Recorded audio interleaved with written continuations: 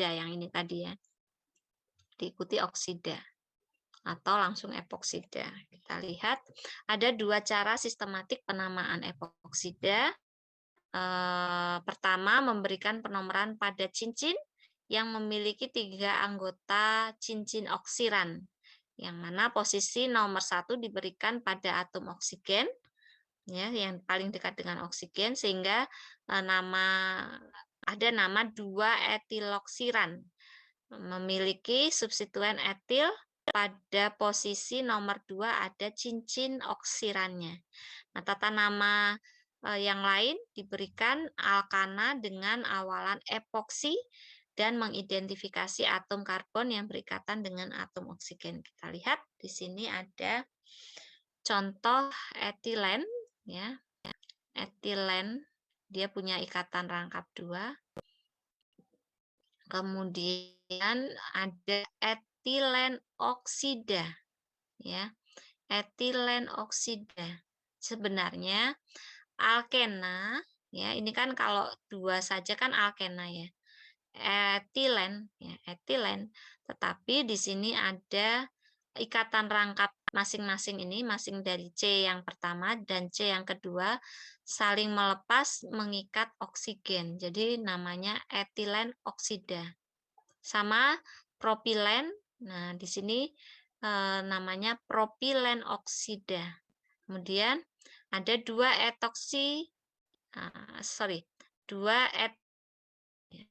etil oksiren. Nah, kalau tadi yang pertama boleh menggunakan turunan alkena tapi diakhiri dengan oksida.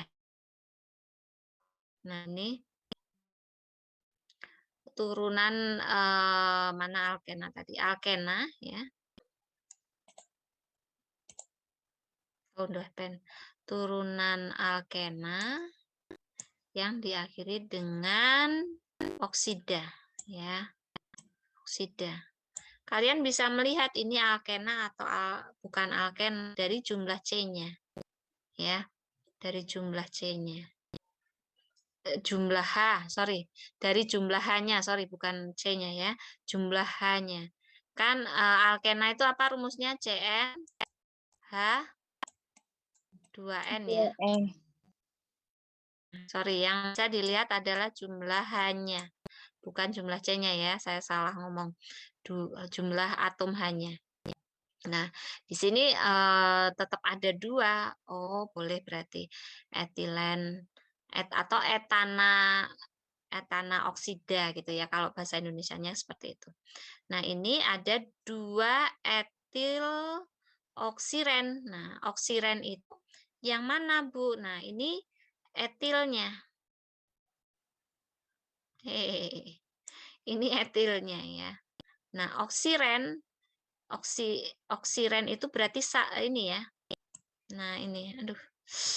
Nama lainnya adalah oksiren. Nih, ya.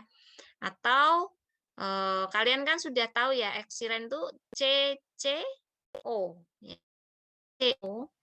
Ini bukan CH2 lagi, kalau CH2 etilen ya. Tapi ini CH2 CH. H1 lagi diganti oleh etil ini ya. Jadi CH2 CH saja tanpa 2 berarti dia oksiren ya. Atau 1,2 epoksi butana. Jadi gini, dia epoksi ini kan siklik ya. Yang tadi epoksi tadi itu epoksida. Itu dia eter yang memiliki atom oksigen terhubung eter. Ya kan? Dia terhubung oleh suatu cincin siklik gitu ya. Nah, ini kan eter juga. Ya, eter terhubung tiga apa ini? Pokoknya membentuk siklik gitu ya. Itu adalah epoksida atau epoksi butana C-nya ada berapa? 1, 2, 3, 4. Nah, nama ether ini banyak sekali ya. Kalian nanti harus bisa membuat satu struktur 3 nama. Ya, biasanya satu struktur 1 nama. Ini satu struktur bisa dibuat 3 nama. Ya. Kemudian perhatikan 2,3 ya. Ini metil. Ini metil. Nah, dia mengasumsikan ini adalah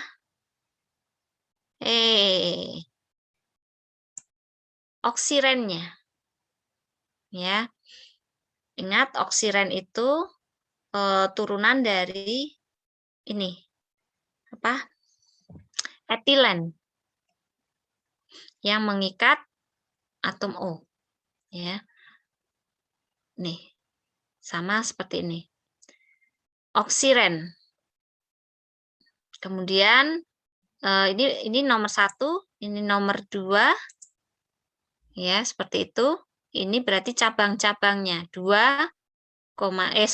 Nomor 1-nya tadi di atom O ya.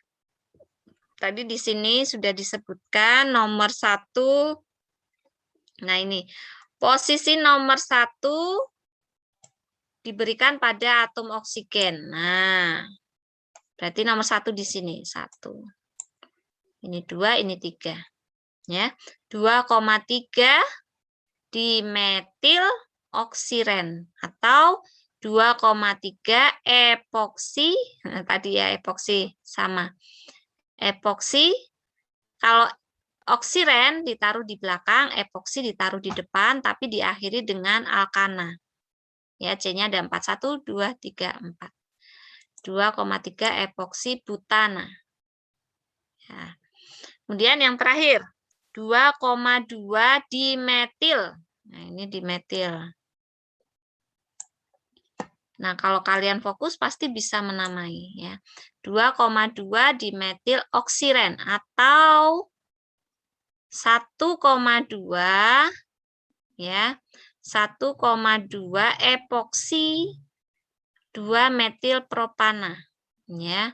Ingat epoksi selalu di posisi kalau di sini disebutkan terlebih dahulu epoksinya 1,2 atau di sini 2,3. Kalau pakai epoksi itu rantai induk ya, dia sebagai rantai induk ya. Jadi ini rantai induk itu ya. Jadi di sini dia rantai induknya gini, ya kan? 1, 2 C-nya ya. Kalau epoksi itu yang dihitung dari C. Kalau apa tadi? Oksiren ya nomor 1-nya dari O. Ya, ditulis sendiri ya. Oksiren nomor 1-nya dari O, kalau epoksi nomor 1-nya dari C. Ya. 1,2 epoksi 2 metil propana. Ya. Jadi dia induknya ini. Ini. Kok jadi semua kena ya? Bentar. Jadi bingung nanti. Diulang lagi. Nah, diulang lagi. Induknya ini ya.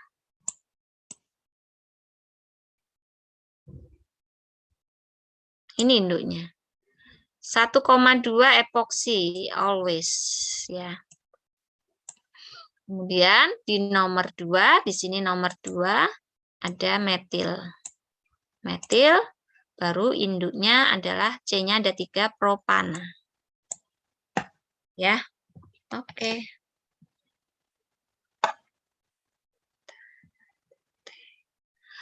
Kemudian meskipun epoksida dan ether memiliki gugus pergi yang sama, epoksida jauh lebih reaktif daripada ether. Nah, dalam reaksi substitusi nukleofilik, karena di dalam cincin yang beranggota 3 atom, adalah lebih stabil bila cincinnya terbuka. Oleh karena itu, epoksida mudah mengalami reaksi pembukaan cincin dengan berbagai nukleofil. Epoksida seperti ether lainnya bereaksi dengan hidrogen halida. Pada langkah yang pertama dari reaksi ini, oksigen nukleofilik yang terprotonasi oleh asam, epoksida terprotonasi kemudian diserang oleh ion halida. Ini harus diterangkan dengan gambar ya. Karena epoksida jauh lebih reaktif daripada ether, reaksi berlangsung mudah pada suhu kamar. Ya. Nah, ini reaksinya yang tadi. Jadi, posisi epoksida ini, dia serangannya lebih cepat daripada posisi terbuka. Ya, ingat, ini sebagai nukleofil negatif yang menyerang positif. Ya, kalau ada yang masuk, mau nggak mau dia akhirnya, ini orang ketiga ya, orang ketiga yang barunya dilepas, gitu ya. Akhirnya dia ketarik ke sini. Kalau mau cerita kayak gini, kayaknya gampangan gini deh. Nah, seperti ini, kemudian dia nggak mau sendirian, dia tetap mau ikut join, gitu ya. Mau nggak mau, dia diikat oleh ini, karbon yang ada di CH2 ini. Nah, akhirnya dia membentuk suatu ikatan seperti ini. Ya, kemudian kalaupun semuanya ikut gabung di sini, dia akan terlepas lagi, sama seperti ini. Dia nggak mau dilepas, ya dia ikutnya bergabung semua. Tapi tetap ini punya konsisten. Aku maunya ke sini, kamu yang pergi, nah gitu ya. Jadi reaksi seperti ini akan saya jelaskan nantinya di kimia organik 2 ya. Itu arah sintesis ya. Oke. Ini cerita yang tadi ya. Oke. Nah, ini untuk minggu depan kita belajar tiol dan sulfida. Tugas hari ini kalian ke perpustakaan pinjam kimia organik, penulisnya Fessenden ya. Kimia organik 1 itu ada Fessenden. Cari 10 tata nama ether ya. Jadi ada senyawa ya. 10 senyawa ether dibuat dengan 3 nama ya. Jadi ini misalkan ini ada struktur, ini ether kan. Nah, struktur ini kalian buat 3 nama. Versi epoksi, versi dietil ether kayak gitu ya. Alkil ether ya, versi alkil ether, versi epoksi dan versi oksiren ya.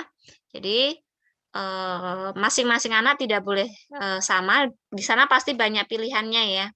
Jangan sama persis ya. Oke, bisa dipahami? Di perpus ada buku apa namanya? Kimia organik 1. Kimia organik Fessenden. Penulisnya siapa? Fessenden. Ya. Tiap anak farmasi Fessenden itu pegangan ya. Jadi farmasi itu untuk kimianya punya Vogel, punya Fessenden ya. Fessenden itu dibawa sampai di kimia organik 2, ada Fessenden 2, Fessenden. Kemudian reaksi-reaksi yang mendukung skala lab untuk proses pengerjaan skripsi nanti juga kebanyakan pendampingnya adalah Fessenden ya. Jika itu harganya murah, lebih baik membeli atau fotokopi. Fotokopi sekarang mahal ya. 1 lembarnya aja 500. Kalau enggak ya minimal apa ya? Dibaca lah ya, dikerjakan. Oke. Pertemuan kita hari ini Ibu cukupkan. Minggu depan kita akan bersambung dengan materi baru, yakni tiol dan sulfida. Ya. Ibu, mohon maaf izin bertanya. Ya, Aisyah. Anissa. Tadi kan tugasnya tes cari 10 apa namanya? Struktur nama. Struktur lah ya. Dengan 3 nama itu teh ada 3 versi ya, Bu. Berarti semuanya ada 30 nama gitu, Bu? Iya. Oh iya, baik, Ya. Bu. Nanti kalau ujian kalian sudah canggih nih. Ya, enggak. Kadang orang bisa tuh karena terbiasa. Terbiasanya dari mana? Berlatih, ya. Banyak latihan. Kerjakan aja sendiri. Sebenarnya nyontek nyontek nggak apa-apa, Bu. Nggak apa-apa. Nggak apa-apa nyontek. Tapi kalian jadi pinter nggak? Tuh, ya. Nggak apa-apa. Yang mengerjakan dicontek juga nggak apa-apa. Jangan menganggap rugi gitu ya. Kalau orang positifnya loh ya. Ya udah, contek aja. Yang pinter ya siapa, yang nggak ngerti nanti ya siapa gitu. Paham nggak maksudnya? Jadi saat kalau pengen belajar, satu dulu, kerjakan sebisanya. Nanti dikoreksi sama temennya. Kalau kayak gini, nah itu namanya belajar. Kalau kayak gini, bener nggak? Oh, bukan. Nah, nanti ada tutorial sebaya. Bahasa tutorial sebaya dengan teman seumuran itu lebih nyaman gitu ya. Kalau belajar dengan dosen kadang kagok ya, takut. Sebenarnya takut itu apa ya?